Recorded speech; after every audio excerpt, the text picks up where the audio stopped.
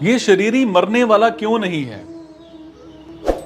इसके उत्तर में कहते हैं, ये शरीरी ना कभी जन्मता है और ना ही कभी मरता है और उत्पन्न होकर फिर होने वाला नहीं है। ये जन्म रहित, नित्य निरंतर रहने वाला, शाश्वत और अनादि है। शरीर के मारे जाने पर भी ये नहीं मारा जाता। शरीर में 6 विकार होते हैं: उत्पन्न होना, सत्ता वाला दिखना, बदलना, बढ़ना, घटना और नष्ट होना। ये शरीरी इन 6 विकारों से रहित हैं और यही बात भगवान इस श्लोक में बता रहे हैं। जैसे शरीर उत्पन्न होता है, ऐसे ही शरीरी कभी भी किसी भी समय में उत्पन्न नहीं होता। यह तो सदा से ही है। भगवान ने इस शरीरी को अपना अंश बताते हुए इसको सनातन कहा है। यह शरीरी कभी मरता भी नहीं। मरता वही है जो पैदा होता है, और मृत्यु का प्रयोग भी वही होता है जहां पिंड प्राण का वियोग होता है। पिंड प्राण का वियोग शरीर में होता है, परंतु शरीरी में संयोग वियोग दोनों ही नहीं होते। ये ज्यों का त्यों ही रहता है, इसका मरना होता ही नहीं।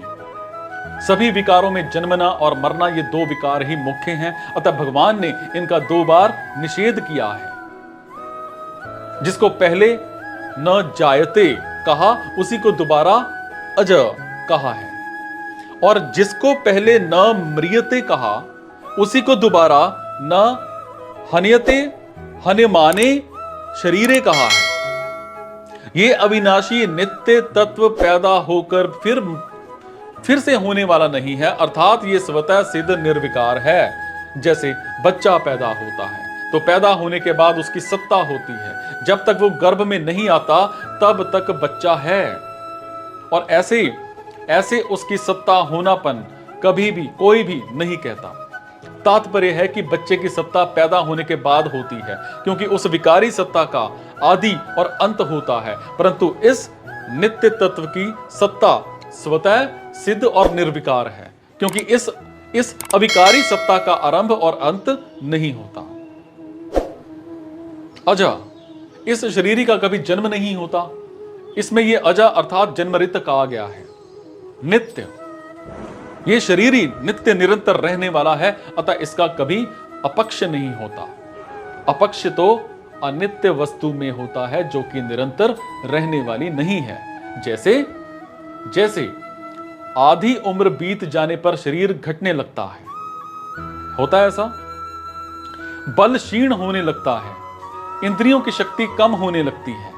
इस प्रकार शरीर, इंद्रियां, अंतःकरण आदि का तो अपक्ष होता है, पर शरीरी का अपक्ष नहीं होता। इस नित्य तत्व में कभी किंचिन मात्र भी कमी नहीं आती। शाश्वत, ये नित्य तत्व निरंतर एक रूप एक रस रहने वाला है। इसमें अवस्था का परिवर्तन नहीं होता, अर्थात ये कभी बदलता नहीं है। इसमें बदलने की योग्यता है ही नहीं।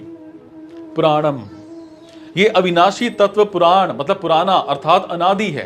ये इतना पुराना है कि ये कभी पैदा हुआ ही नहीं। उत्पन्न होने वाली वस्तुओं में भी देखा जाता है कि वस्तु पुरानी हो जाती है, वो फिर बढ़ती नहीं, प्रत्युक्त नष्ट हो जाती है। फिर ये तो अनुत्पन्न तत्व है, इसमें बढ़ना रूप विकार कैसे हो सकता है? तात्पर्य है कि बढ़ना रूप विकार तो उत्पन्न होने वाली वस्तुओं में ही होता है, इस नित्य तत्व में नहीं। शरीर का नाश होने पर भी इस अविनाशी शरीरी का नाश नहीं होता। यहां शरीरे पद देने का तात्पर्य है कि यह शरीर नष्ट होने वाला है। इस नष्ट होने वाले शरीर में 6 विकार होते हैं, शरीरी में नहीं। इन पदों में भगवान ने शरीर और शरीरी का जैसा स्पष्ट वर्णन किया है, ऐसा स्पष्ट वर्णन गीता में दूसरी जगह नहीं आया है। अर्जुन युद्ध में कुटुंबियों के मरने की आशंका से विशेष शोक कर रहे थे।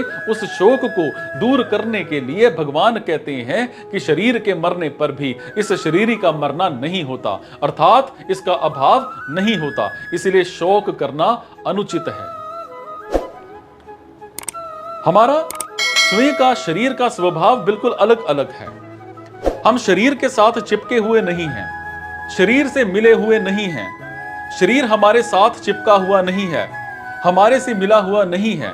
इसीलिए शरीर के ना रहने पर हमारा कुछ भी बिगड़ता नहीं। अब तक हम असंख्य शरीर धारण कर चुके और छोड़ चुके हैं, पर उससे हमारी सत्ता में क्या फर्क पड़ा, हमारा क्या नुकसान हुआ? हम तो ज्यों के त्यों ही रहे।